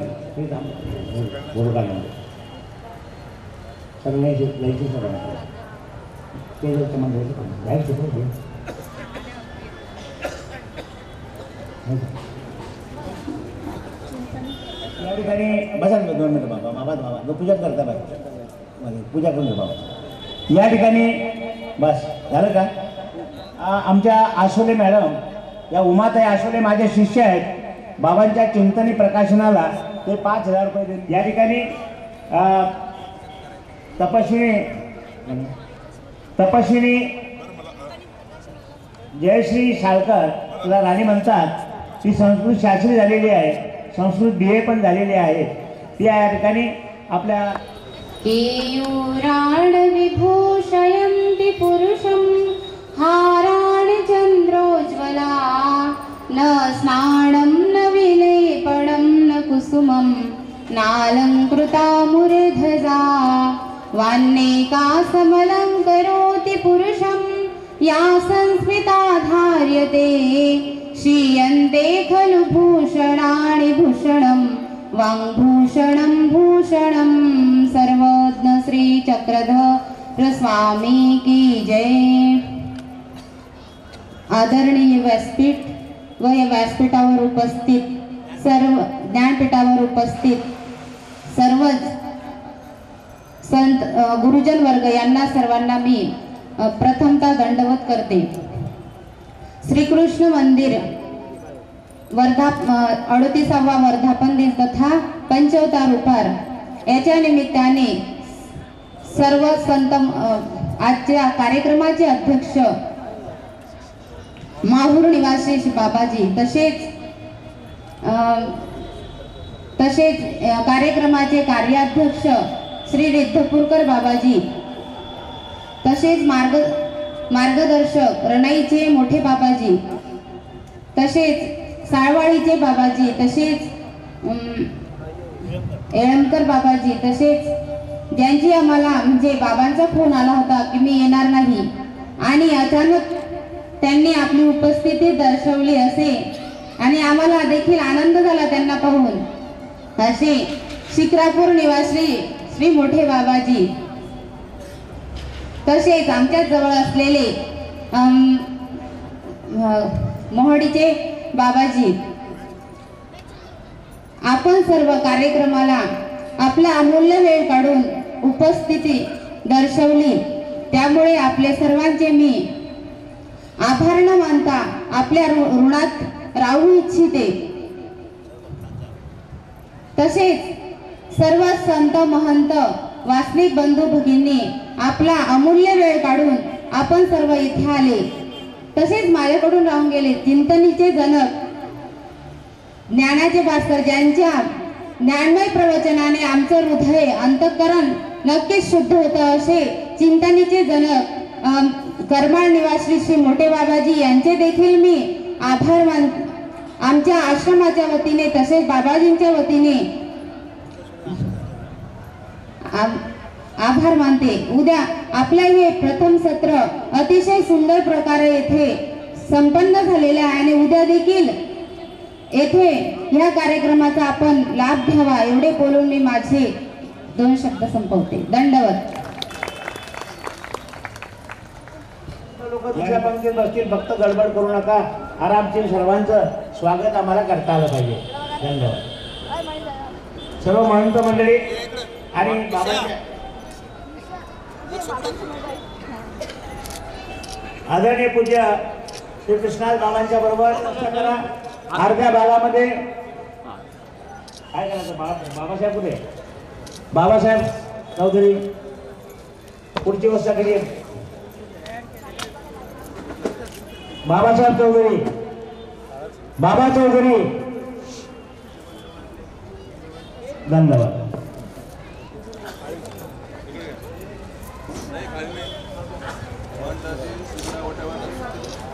नाही बायांना अगोदर बसायचं पुरुषांना, बायांना अगोदर बसायचं पुरुषांना होतं.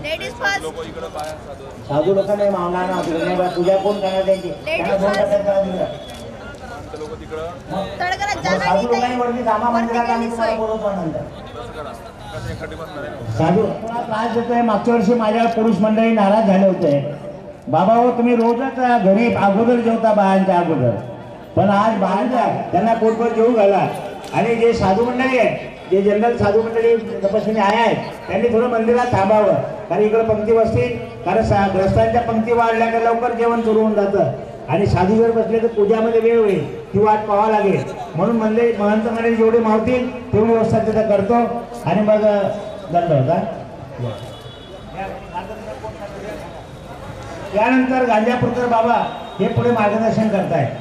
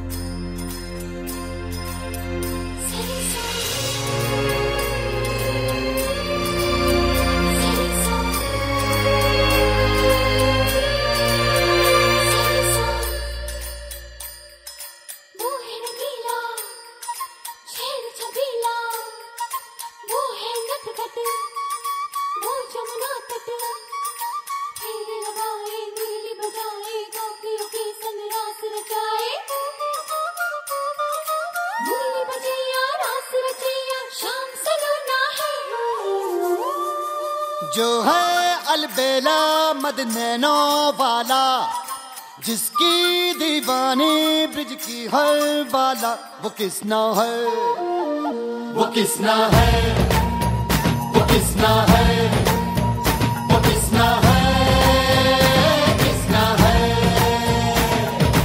जो है अलबेला मद नैनो वाला, जिसकी दीवानी ब्रिज की हर बाला, वो किसना है, वो किसना है, वो किसना है, किसना है।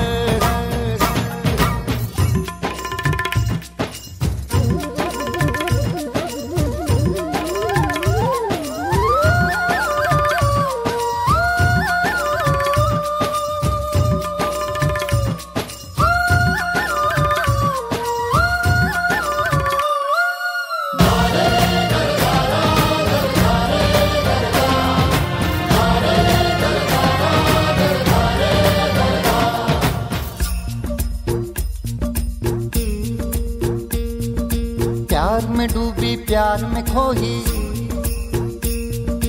प्यार की धुन में जागी न सोही। प्यार में डूबी प्यार में खोही, प्यार की धुन में जागी न सोही।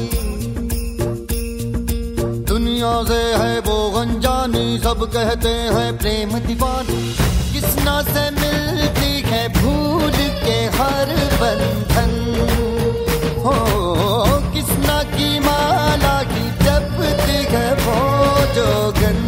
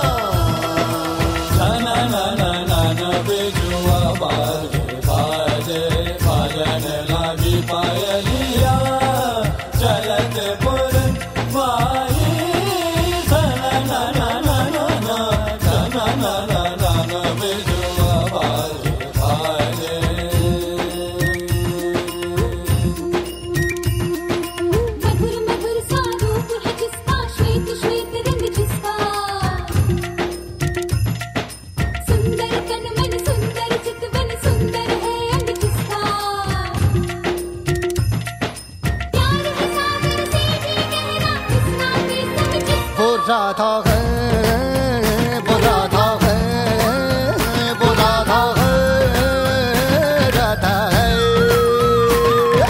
जो है अलबेला मगनैनो वाला, जिसकी दीवानी ब्रिज की हर बाला, वो किसना है